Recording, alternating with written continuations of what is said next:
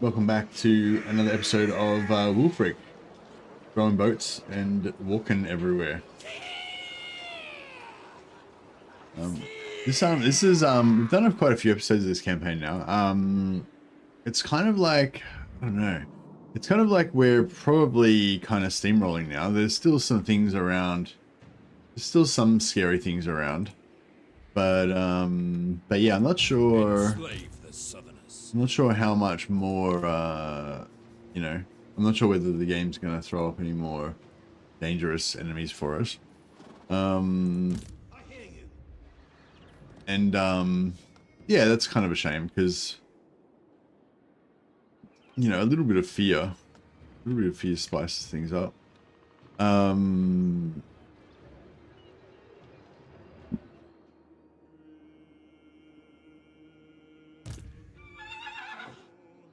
So we're basically borrowing armies and then sending them south to suicide them into our enemies so that we can steal their heroes. So you can see this army, we've got like 3 heroes here that we stole. Dark and noble. Well, this one's one that we've stolen, but when we borrow army we borrowed, we haven't killed the heroes yet. So we want to just like send these armies down. Preparing the next move. And so they can hopefully get killed.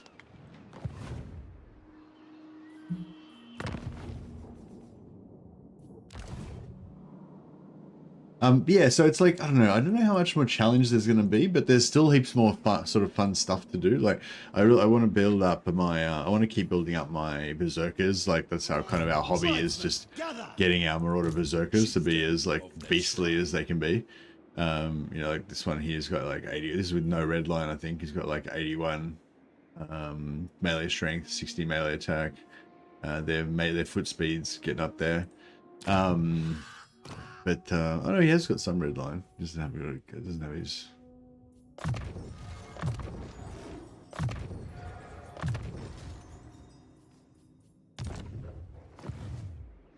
Despoil and ravage. A bit more physical resistance. Anyway, yeah. So I've got like a hobby of making our berserkers as beastly as they can be. Just kind of taking over all of these little trade goods, like this fur here is once we get that, that'll give them another +2 melee attack, another 5% weapon strength, and just keep collecting as many of those as we can. We've still got physical resistance to get from Hexalatl. There's technology down there. There's another 15% weapon strength we can get from the Awakening down here. Yeah, so there's like lots of stuff to collect, but you know, you kind of need that fear of the enemy to make that mission to collect all those things kind of exciting. I feel like anyway. Overrun the world.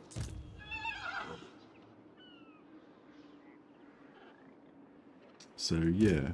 So yeah, I want to take this guy out. Despoil and ravage. A certainty. Let's go take him out by himself.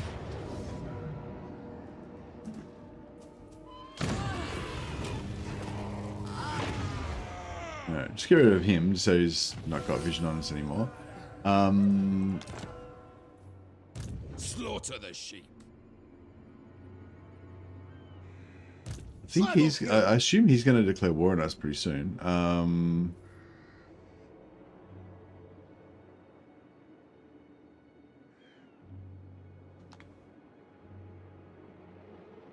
This way.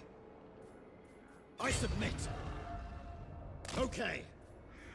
Your will accepted.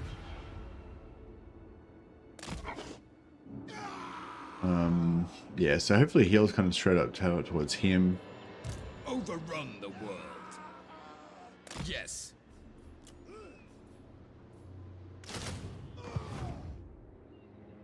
A novel prospect. Despoil and ravage. Yeah, so our next sort of target here is Lithanar. I mean, right now I'm a little bit scared of Lithanar because he's got armies all over me. But yeah, it's kind of cool. We can't really lose. We can't really lose anything because all of our heroes are immortal anyway because of our technology. Once you take over Nagaron, you get a technology that makes all your heroes immortal. So it's like once we've stolen them, they can't die. We can't lose them again because they're immortal. Excellent. Also, because we've done the short campaign victory, we get plus 30 winds of magic per turn. So all of our armies have like max winds of magic all the time. Yeah, he needs to get respect.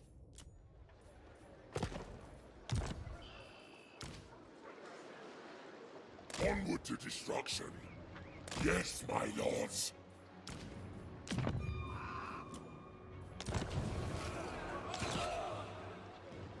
Speak! Overrun the world.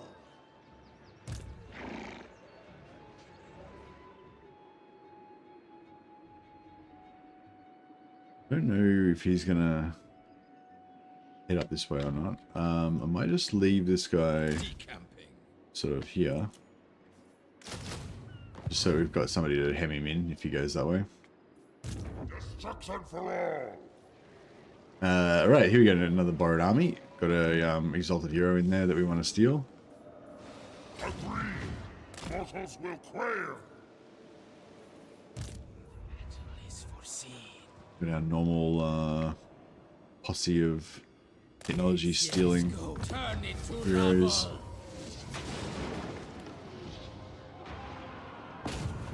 Demonic destruction. Sabotage! Harbinger of war. Yes, yes, going. Demonic destruction. I guide the tribe. Demonic murderer.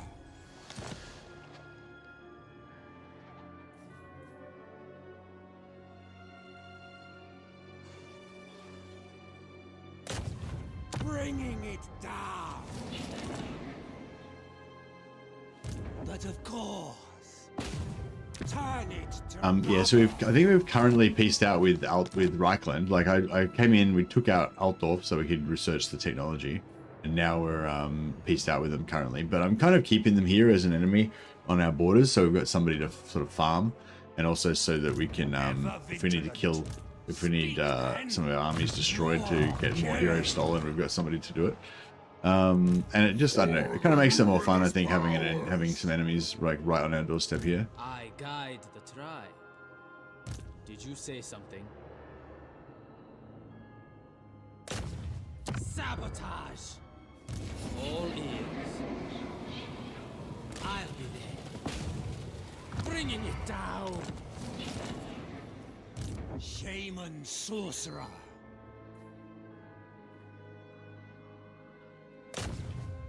Sabotage. Shaman sorcerer. Turn it to rubble. So yeah, we spend like about 10,000 gold per turn on stealing technology. It's not really about efficiency, it's just about, you know, like I was saying, we're not really afraid of anything. So it's not really about efficiency, it's sort of like a victory lap, you know, it's like the vanity stuff. Father Nagel. This is my pride and joy army. This is our ultimate berserker stack. We've got Lord Verbal Smoke Spew Spit here, and he's got full red line for his berserkers, and we're just getting Fleshy Abundance so he can heal them as well. And what a wonderful yeah, these dudes are rocking around with 35% physical resistance, just base. Plus we're going to get another 10% from tech eventually, so 45 base. Plus when they go into combat, they charge up to 20% extra, so they can get up to 65% physical resistance, I guess, once they're in combat. Yeah, they're up to 87 base melee damage. That's without the extra 10% from Frenzy. 62 melee attack, get another 10 from Frenzy, so it's 72 once they're in combat. Plus they've got poison, so their enemies are all like weakened and shit. Plus they regenerate, and even if they die, they come back to life and regenerate because they've got horrible regeneration from Verbal Smoke. So these are our super berserkers. They're my pride and joy. Enslave the Southerners. There'll be rewards.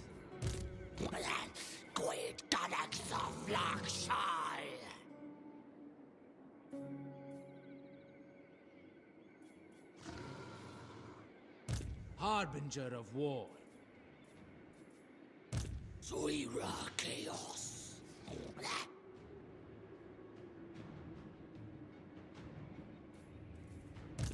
Nurgle's beloved. No, I was gonna put him outside so he couldn't get siege locked and then recruit another lord, but Father's here. yeah, it would take attrition from vampiric corruption, so I might give that a miss. This is a mistake. I'll recruit an extra assistant lord here.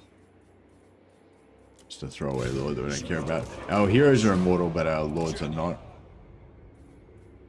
Slaughter the sheep. Berserkers a fun unit, just swarms of maniacal infantrymen. Yeah, that's it. Just suicide berserkers. They're like little ballistic missiles on legs. Nurgle's uncleanest. We want to keep this? I don't know, maybe. Yeah, we do, I guess, because we want the die. Die gives us foot speed for our marauders, so it doesn't seem like as sexy as damage and melee attack, but that's their main thing that they need is just more speed so they can get into melee and just start ripping people up faster. Yeah, we've got Gisero, that gives us another another fur now. More damage, more melee attack. Alright, I think we're good. And then, yeah, we can just check our buildings, see if there's anything else we can... Yep, more hero capacity.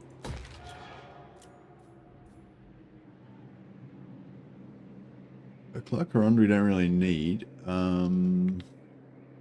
There's no one around to really trade.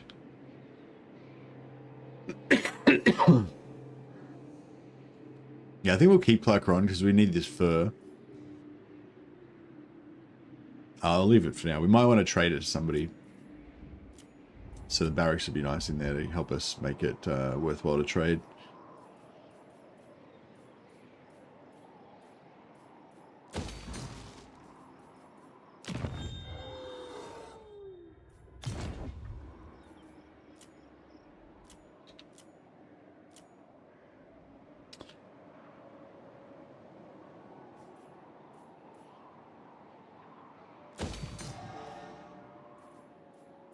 Yeah, we'll probably end up selling both of those. Yeah, we just took out Drakenhof as well. Got the technology there, and then we just made peace with them again. We're like, sweet. See you later, vampires. Essentially.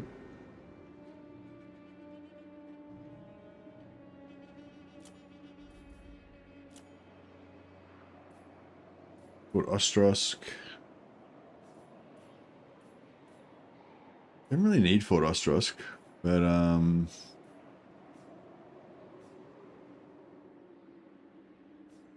yeah, I don't know. I guess we'll just build growth here for now.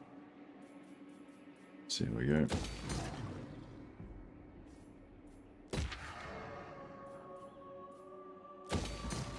Ports are really good for us because we've got two enhanced favor, so that gives us plus 40% port income, and we got all 3 maxed out crows, so that's another 60. So we got 100% increased port income.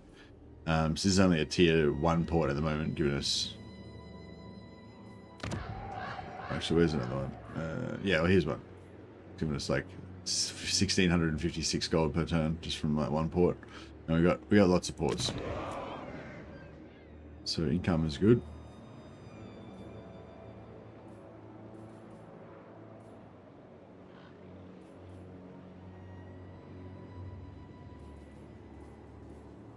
Get a little bit of money there.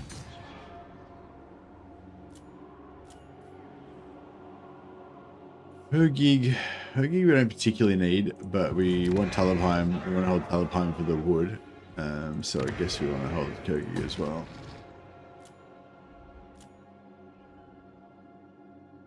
Yeah, I don't need any of Midland. We can end up selling that back to Reichland or someone. Maybe.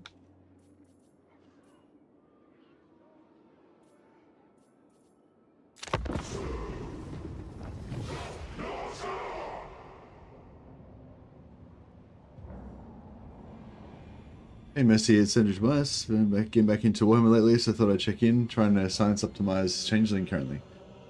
Oh, no worries, man. I hope that you're still I'd usually negotiate with my sword. you and your but lady friend today are still you going are well. lucky.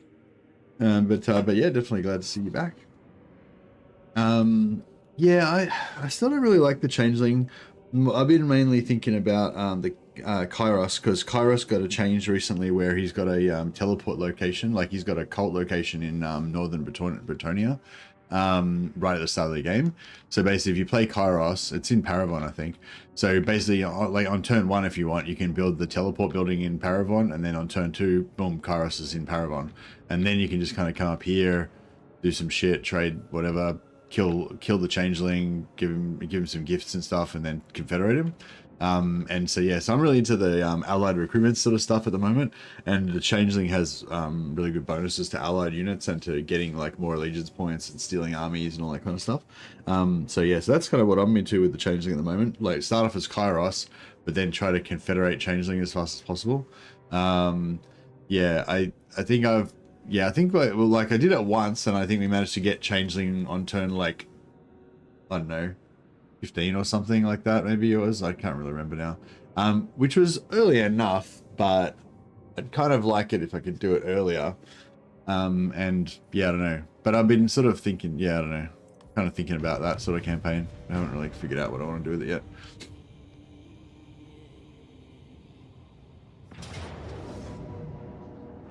This is one of our throwaway lords.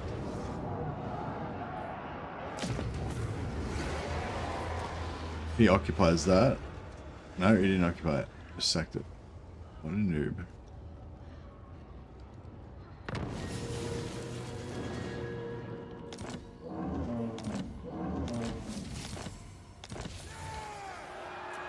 Okay, this is another new stolen hero that we just got back. Oh no, actually, I think I'd had him for a while, but I just respec'd him. Okay, these guys went back to their port. Oh, look at that. Fine. Alright, just double checking that they hadn't sent anything from that direction. What now? Patience. Even the Lawmaster could not. Send him to yeah, I think we're gonna go and invade Ulfwan fairly soon. Now! Tribesmen, gather!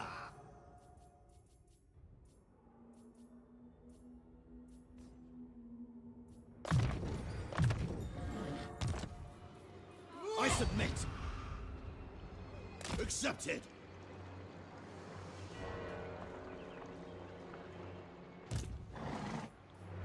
Okay. I submit.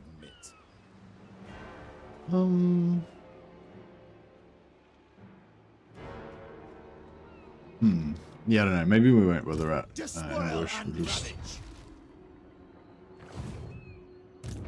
What? Done. You have my favor. Yes. True savages. Fine. Bring death. Beyond even quiet. Alright, cool. So I don't think they're going to mess with them. Even though their army's superior to ours, we've got 3 stacks, so... say that it's probably pretty safe. Now, a crow directs me. What? Enslave the Southerners. Northmen come. Those guys back It's in. done. Exalted hero. Alright, I just wanted to get Chaos Commander because I really like that.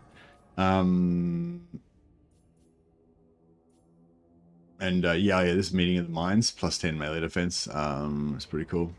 And melee attack.